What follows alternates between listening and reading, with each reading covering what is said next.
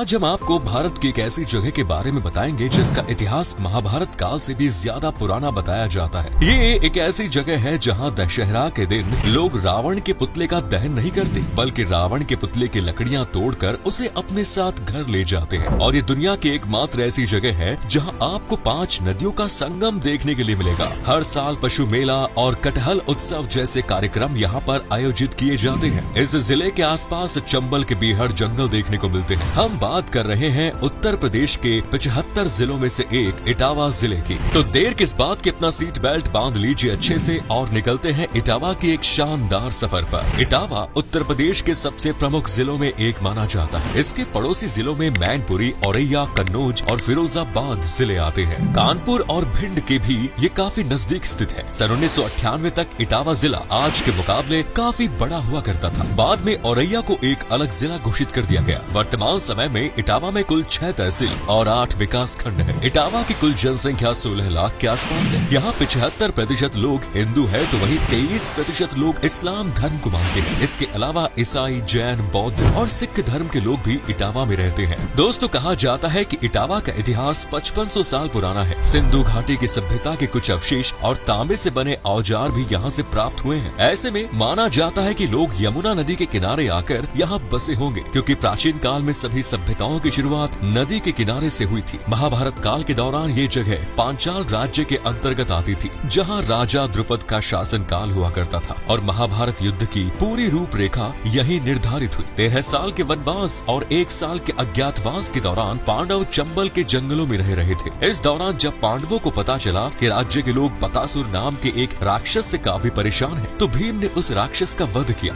और आज वो जगह बकेवर के नाम से जानी जाती है। राजा भारत के उत्तराधिकारी को इटावा का संस्थापक माना जाता है। गुप्त, नागा, कुषाण और कण्व राजवंशों और गुर्जर प्रतिहार के वंशजों सहित कई भारतीय शासकों ने इटावा पर अपना शासन चलाया है। वंश के वारिसों ने भी इटावा पर शासन किया। आपको बता दें कि जैन धर्म के तीर्थंकर भगवान महावीर ने भी अपने जीवन काल का कुछ समय इटावा में बिताया और लोगों को उपदेश दिया था। खुदाई के दौरान यहाँ के कई जैन प्रतिमाएं प्राप्त हो चुकी हैं। पूरी दुनिया में इटावा ही एकमात्र ऐसी जगह है जहाँ 5 नदियों का संगम देखने को मिलेगा। यहाँ पर चंबल, यमुना, सिंध, पहुंच, कुंवारी नदियां आकर मिलती हैं। इस स्थान को पचनाड़ा के नाम से भी जाना जाता है। राजा जयचंद और मोहम्मद गौरी के बीच इस स्थान पर भयंकर युद्ध भी हुआ। इस युद्ध में राजा जयचंद और उनके सेनापति सुमेर सिंह की मौत हो गई थी। बाद में यहाँ पर दिल्ली सल्तनत के शासकों ने राज किया। मुगलों ने भी यहाँ पर लंबे समय तक शासन किया। सन 1751 से 1766 के बीच इटावा पर मराठाओं ने राज किया और हिंदुत्व का प्रचार प्रसार किया। बाद में ब्रिटिश ईस्ट इंडिया कंपनी ने इसे अपने कब्जे में ले लिया।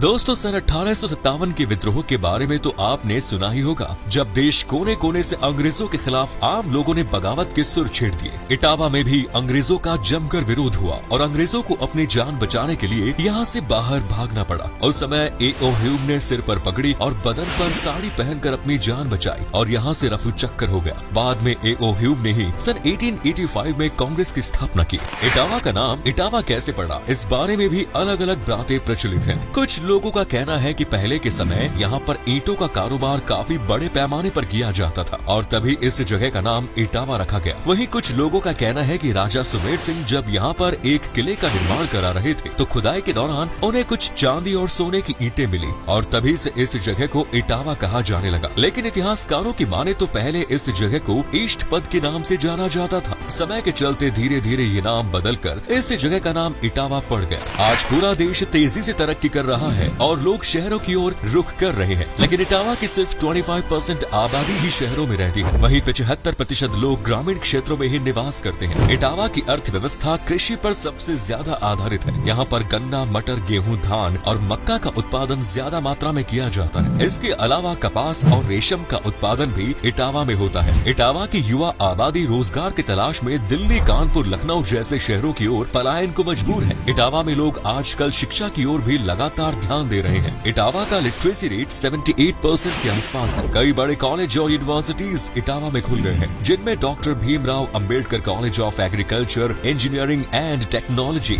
Uttar Pradesh university of medical science, Nityanand महाविद्यालय जैसे शिक्षा संस्थान शामिल हैं। हर साल हजारों की संख्या में बच्चे इन विश्वविद्यालयों को कॉलेज से शिक्षा प्राप्त करने आते हैं। दोस्तों, इटावा को साहित्यकारों और कवियों का गढ़ कहना गलत नहीं होगा। यहाँ पर गुलाब राय, द्वारिका प्रसाद प्रसाद शर्मा, श्री नारायण चतुर्वेदी, शिशुपाल सिंह, नीलकंठ भट्ट जैसे कई साहित्यकारों और महान कवियों ने जन्म लिया है। उत्तर प्रदेश के पूर्व मुख्यमंत्री मुलायम सिंह यादव और अखिलेश यादव भी इटावा से ही ताल्लुक रखते थे। आपको बता दें कि भारत के पूर्व राष्ट्रपति डॉक्टर जाकिर हुसैन ने अपनी एजुकेशन इटावा से ही प्राप्त की। इटावा अपने ऐतिहासिक त्योहारों के लिए भी प्रसिद्ध है। हर साल नवंबर महीने के अंत में इटावा में महोत्सव का आयोजन किया जाता है। इसे इटावा नुमाइश के नाम से जाना जाता है। इस दौरान एक विशाल मेले का आयोजन होता है, जहां पूरे जनपद के लोग अपने परिवार वालों और दोस्तों के साथ आते हैं और जमकर मौज मस्ती करते हैं। इस महोत्सव की शुरुआत सन 1888 में एक छोटे से मेले के रूप में की गई और आज ये महोत्सव पूरे इटावा की शान बन गया। कटहल महोत्सव का आयोजन भी इटावा में किया जाता है, क्योंकि यहाँ पर कटहल की खेती भी बड़े पैमाने पर की जाती है। इटावा अपने पशु मेले के कारण भी प्रसिद्ध है। सदियों से ये मेला यहाँ पर आयोजित हो रहा है, जिसमें लोग गाय, बैल और अन्य जानवरों को खरीदने बेचने के लिए आते हैं। पहले के समय में दूर दूर से लोग पशु मेले में व्यापार के लिए आते थे। यहाँ की जमुना पारी बकरी की डिमांड भारत के अलावा अन्य देशों में भी है। इस एक बकरी की कीमत 15 से 20 हजार रूपए तक होती है। इटावा के मेलों में हैंडलूम का सामान भी आपको काफी किफायती दामों पर मिल जाएगा।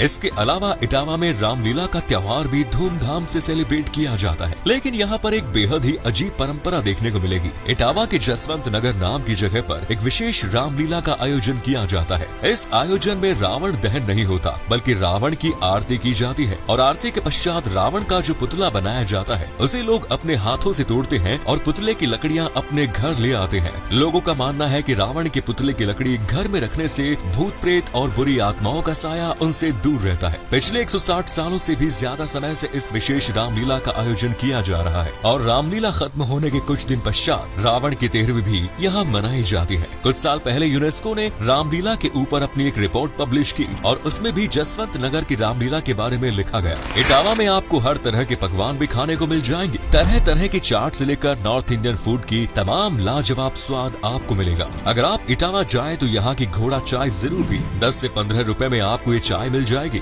इस चाय को पीकर आप दिन भर तरोताजा महसूस करेंगे। साथ ही तीखे समोसे और मसालेदार कचौड़ी जरूर खाइएगा। इटावा में लोकप्रिय भोजन में विशेष मुगल व्यंजनों और पारंपरिक भारतीय मिठाइयों की बड़ी मांग है। दोस्तों, इटावा अपने पर्यटन स्थलों के लिए भी विख्यात है। यहाँ पर कई ऐतिहासिक धरोहर और मंदिर देखने को मिल जाएंगे, लेकिन सबसे प्रसिद्ध स्पॉट इटावा सफारी पार्क है। इटावा सफारी पार्क अपनी सफारी के लिए लगातार लोकप्रिय होता जा रहा है। यहाँ पर कुल 4 सफारी है, जिनमें lion safari, deer safari, bear safari और लेपर्ड सफारी शामिल है। सफारी के बाद राजा सुमेर सिंह का किला पर्यटकों के बीच में सबसे ज्यादा लोकप्रिय है। इसका निर्माण राजा सुमेर सिंह द्वारा कराया गया था और ये किला अपने आप में कई रहस्यों से भरा हुआ है। इस किले के भीतर एक सुरंग मौजूद है जो सीधे यमुना नदी तक जाती है। एक डाक बंगला भी यहाँ बनाया गया है, जहाँ बाहर से आने वाले गेस्ट ठहर सकते हैं। हालांकि कुछ साल पहले यहाँ आम लोगों के जाने पर पाबंदी लगा दी गई थी, लेकिन कुछ खास मेहमान अब भी यहाँ घूमने के लिए आ सकते हैं। और एक भोलेनाथ का मंदिर भी यहाँ पर बना हुआ है और कार्तिक पूर्णिमा के दिन बड़ी संख्या में श्रद्धालु इस संगम में स्नान के लिए आते हैं। इटावा के मंदिरों की बात करें तो टिक्सी मंदिर यहाँ का एक प्रसिद्ध मंदिर है, जो जंगलों के बीच में मौजूद है। कहा जाता है कि वशिष्ठ मुनि ने एक शिवलिंग की स्थापना यहाँ की थी और गर्मियों में शिवलिंग के ऊपर एक टिकरी लगा दी गई थी, जिससे पानी की बूंदें शिवलिंग पर गिरती रहती है। काली वाहन मंदिर भी इटावा का एक ऐतिहासिक मंदिर है। खास तौर पर नवरात्रि के दिनों में इस मंदिर में भक्तों की भारी भीड़ उमड़ती है। वहीं